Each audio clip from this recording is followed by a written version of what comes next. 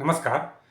Operation सिंदूर के बाद भारत ने 33 देशों में अपने सर्वदलीय प्रतिनिधिमंडल भेजे हैं, जिसमें सांसद हैं, पूर्व नेता हैं और कुछ ब्यूरोक्रेट भी हैं, पूर्व राजनयिक भी हैं।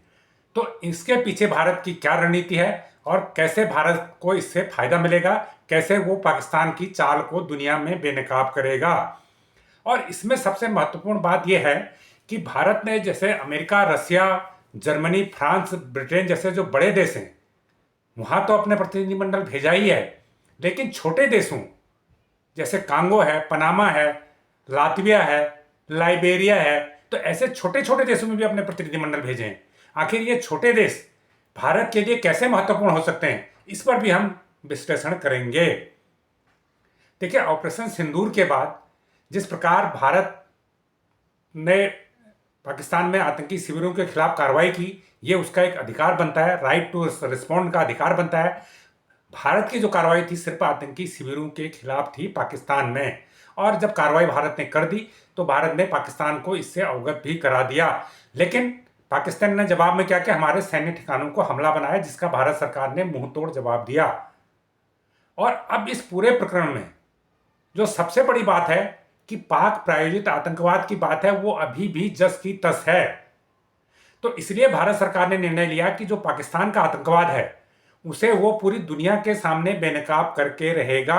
और इसलिए 7 सर्वदलीय प्रतिनिधिमंडल बनाए गए और ये प्रतिनिधिमंडल 33 देशों की यात्रा पर जा रहे हैं। इनमें से 3 ऑलरेडी जा चुके हैं, बाकी 4 दल भी 1-2 दिन में चले जाएंगे। और इस पूरे सप्ताह ये दल विदेशों में रहकर 33 देशों में वहाँ की सरकारों से बात कर इस बात के सबूत देंगे कि पाकिस्तान ने किस प्रकार कश्मीर में आतंकवाद फैला रखा है, किस प्रकार वो कश्मीर में आतंकी घटनाओं को अंजाम दे रहा है, किस प्रकार पाकिस्तान की सेना इन घटनाओं को अंजाम दे रही है, किस प्रकार से पाकिस्तान की सरकार उसमें इन्वॉल्व है। तो भारत पूरी दुनिया को ये बताने जा रहा है। तो भारत की इस रणनीति को, भारत की इस कूटनीति को सबसे महत्वपूर्ण माना जा रहा है। इसके 2-3 फायदे हैं। पहला फायदा यह है कि जो भारत लगातार कोशिश कर रहा है कि जो आतंकवाद है उसकी विश्व में एक ऐसी परिभाषा तय की जाए सभी देशों के लिए जिसे वो देश मानने के लिए बाध्य हैं। अब इसमें दिक्कत कहाँ है? दिक्कत क्या है कि अगर पाकिस्तान से आतंकवाद भारत में प्रायोजित होता है और अगर पाकिस्तान इसमें फंस जाता है तो वो कहता है कि भाई हमारा इसमें कुछ पता नहीं, सरकार को पता नहीं, जो भी कर रहा था वो अपने लेवल पर कर रहा था, हम उसके खिलाफ कार्रवाई करेंगे। हालांकि कार्रवाई वो कभी करता नहीं है, और ये भी वो तब कहता है जब वो फंस जाता है। जैसे ओसामा बिन लादेन पूरी दुनिया में आतंक मचा के पाकिस्तान में छुपा हुआ था। जब अमेरिका ने कार्रवाई कर दी, उस पर एक्शन ले लिया, तो पाकिस्तान ने क्या किया, बोला हमें पता ही नहीं था। ऐसे ही तमाम आतंकवादी पाकिस्तान में बैठे हैं जिनको पाकिस्तान की सरकार, पाकिस्तान की सेना अपनी ज़रूरत के हिसाब से, अपनी सुविधा के हिसाब से दूसरे देशों के खिलाफ इस्तेमाल करती हैं, और भारत के खिलाफ तो सबसे ज़्यादा इस्तेमाल करती हैं। लेकिन जब वो फंस जाता है तो कहता है हमें पता नहीं था। ये नॉन स्टेट एक्टर हैं। भारत ये चाहता है कि देश ये गारंटी लें कि उसकी भूमि से अगर कोई भी अपराध हो रहा हो तो वो उस देश की जिम्मेदारी है। मान लीजिए पाकिस्तान की जमीन से भारत के खिलाफ कोई आतंकवादी घटना होती है, चाहे वो वहाँ की सरकार का इन्वॉल्वमेंट न हो, सेना का न भी हो, लेकिन अगर पाकिस्तान की जमीन से भारत के खिलाफ कोई आतंकी घटना हो रही है तो ये जिम्मेदारी पाकिस्तान की होनी चाहिए। और इसी बात को भारत अभी इन प्रतिनिधिमंडल के जरिए पूरी दुनिया में पुश करने जा रहा है और यूएन पे दबाव बनाने जा रहा है कि इस तरह की एक डेफिनेशन आतंकवाद की रखी जाए और उस डेफिनेशन को सारे देश माने और सारे देश उस पर हस्ताक्षर करें। ये भारत की कोशिश लंबे समय से रही है, अब वो उसे फिर से बल दे रहा है।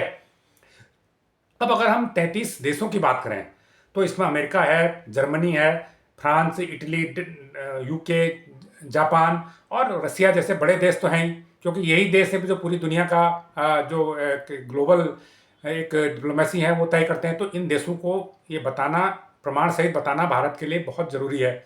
लेकिन यहाँ सवाल उठता है कि भारत जो है छोटे से देश लाइबेरिया, सेरिया लियोने, कांगो गणराज्य, Guyana, Panama, Latvia, Slovenia, Ethiopia, इन छोटे छोटे देशों को जिनकी आबादी नोएडा से भी कम है, इन देशों में अपने प्रतिनिधिमंडल क्यों भेज रहा है?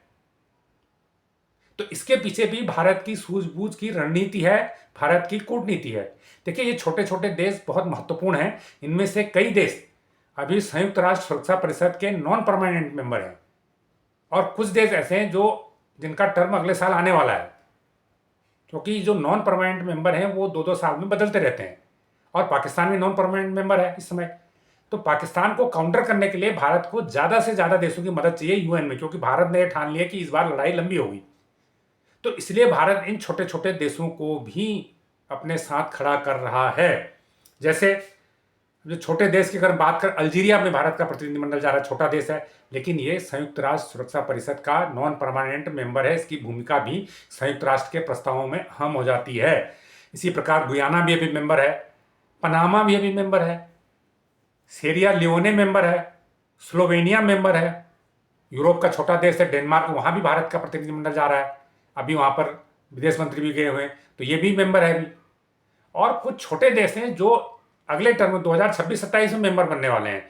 उनमें जैसे लातविया है, जहाँ भारत का प्रतिनिधिमंडल जा रहा है, लाइबेरिया है, ये भी मेंबर बनने वाले हैं, कांगो भी अगला मेंबर है नॉन परमानेंट, और बहरीन भी अगली बार बनना है। बहरीन एक अरब कंट्री है, ये भी बनने जा रहा है, यहाँ भी भारत का प्रतिनिधिमंडल जा रहा है, कोलंबिया भी जा रहा है।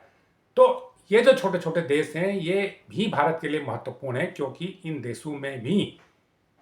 देशों का भी यूएन में प्रतिनिधित्व है, भले ही वो नॉन परमानेंट मेंबर के लिए हो, जो 2-2 साल के लिए होता है। पाकिस्तान अभी नॉन परमानेंट मेंबर है, तो पाकिस्तान को काउंटर करने के लिए भारत को इन देशों की मदद की जरूरत है। इसलिए भारत ने छोटे देशों में भी अपने सांसदों के सर्वदलीय प्रतिनिधिमंडल भेजे हैं। और सबसे बड़ी बात है इसमें, एक और खूबी है, जो बड़े देशों में भेजे, बहुत छोटे देशों में भेजे जो यूएन के नॉन परमानेंट मेंबर हैं। इसके अलावा मुस्लिम देशों में भी भारत ने अपने प्रतिनिधिमंडल भेजे हैं, ताकि पाकिस्तान को चित्त किया जा सके कूटनीति से। इन देशों में बहरीन है, कुवैत है, सऊदी अरब है, इंडोनेशिया है, मलेशिया है, यूएई है, कतर है। तो ये जो कट्टर मुस्लिम देश हैं, जो पाकिस्तान इनके आगे पीछे घूमने की कोशिश करता है, इनसे सटने की कोशिश करता है, हालांकि ये देश पाकिस्तान से ज़्यादा भारत को भाव देते हैं। लेकिन चिंता सिर्फ यही है, जब कोई मुस्लिमों का मुद्दा आता है तो ये पाकिस्तान के साथ भी खड़े हो सकते हैं। तो इसलिए भारत के लिए ज़रूरी है कि इन देशों को पाकिस्तान की असलियत बताए। अगर असलियत पहले बताएगी, प्रमाण सहित भारत बताएगा, तो ये देश पाकिस्तान की तरफ झुकाव कम रखेंगे। देखिए, मुस्लिम देश तो कतर भी है, लेकिन कतर तो कहीं आतंकवाद नहीं फैला रहा। आपने कहीं नाम नहीं सुना होगा कि कतर किसी देश में, अपने पड़ोसी देश में आतंकवाद फैला रहा है, कुवैत फैला रहा हो, कभी नहीं सुना होगा। तो ये देश नहीं फैला रहे, लेकिन पाकिस्तान फैला रहा है। और पाकिस्तान भी इन देशों की तरह, इन देशों जो ये मुस्लिम देश हैं, कट्टर देश है, इस्लामिक कंट्री हैं, इनका वो अगुवा बनना चाहता है, जिसकी कोशिश को भारत समय समय पर विफल करते रहा है। और जब भी पाकिस्तान ने ओआईसी में जाके, जो इस्लामिक कंट्रियों का ऑर्गेनाइजेशन है, वहाँ जाके भारत के खिलाफ कुछ बकवास करने की कोशिश की, भारत ने उसे हमेशा काउंटर किया, और पाकिस्तान की कुछ चल नहीं पाई। एक आध छोटा मोटा बयानबाजी के अलावा पाकिस्तान कुछ नहीं करवा पाया। तो आज जो मुस्लिम कंट्री हैं वो भी ये समझ रहे हैं कि भारत अपनी जगह ठीक है, और पाकिस्तान को सीमा पार से आतंकवाद बंद करना चाहिए। अब आप देखिए, पूरी दुनिया इस समय भारत के साथ खड़ी थी ऑपरेशन सिंदूर में। पाकिस्तान के साथ कौन आया? तुर्की आया। हालांकि तुर्की को भी अब अकल आ रही है, और भारत ने आज क्लियर कहा है तुर्की से कि उसको अपने मित्र देश पाकिस्तान को समझाना चाहिए कि सीमा पार से आतंकवाद बंद करे, और तभी तुर्की से भारत के संबंध अच्छे बन पाएंगे। तो ये जानकारी आपको कैसी लगी, हमें कमेंट करके जरूर बताएं। जो लोग इस चैनल को पहली बार देख रहे हैं उसको लाइक करें, सब्सक्राइब करें और शेयर भी करें। धन्यवाद।